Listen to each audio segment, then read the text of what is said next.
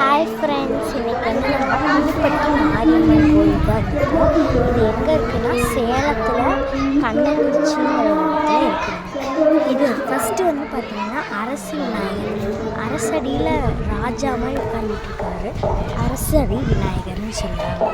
அடுத்து இவர் வந்து ராஜ விநாயகர் அப்படின்னு சொல்கிறாங்க.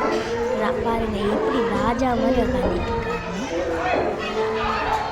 அடுத்து வந்து பார்த்திங்கன்னா முருகர் கோவில் இருக்குதுங்க.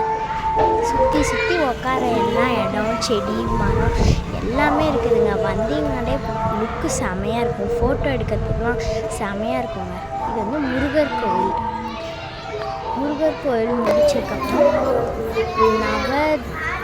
குருக்களும் உட்காந்துட்டு சனீஸ்வர பகவான் இந்த பக்கத்துலேருந்து வந்தால் ஃபஸ்ட்டு சனீஸ்வர பகவான் எல்லாம் அவங்க திசையை பார்த்து உட்காந்துருக்காங்க. ஒவ்வொரு சாமியும் ஒவ்வொரு திசை பாருங்க. எல்லாத்துக்கும் ஒவ்வொரு கலரில் கட்டியிருக்க பார்க்கவே ஒரு அட்ராக்ஷனாக இருக்குதுல்ல. அதுக்கடுத்து பார்த்திங்கன்னா நம்ம மாரியம்மனை தாங்க பார்க்க போகிறோம். பாருங்கள், மேட்டெல்லாம் போட்டு பூ டெக்கரேஷன் பாருங்களேன். அது பொம்மை பூவாக இருந்தாலுமே அது லுக்கு பாருங்கள் செமையாக இருக்குதுல்ல. அடுத்து பாருங்கள் எப்படி ராணி மாதிரி உட்காந்துட்ருக்காங்க மாரியம்மன். அலங்காரம் பாருங்கள் எவ்வளோ அழகாக இருக்குது.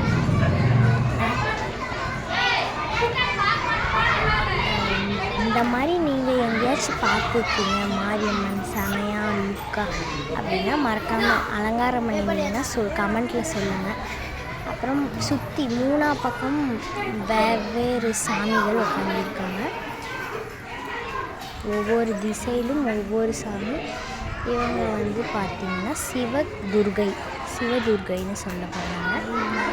அடுத்து மாரியம்மன் கரியகாளியம்மன் நினைக்கிறேன். இவங்க வந்து மாரியம்மன்.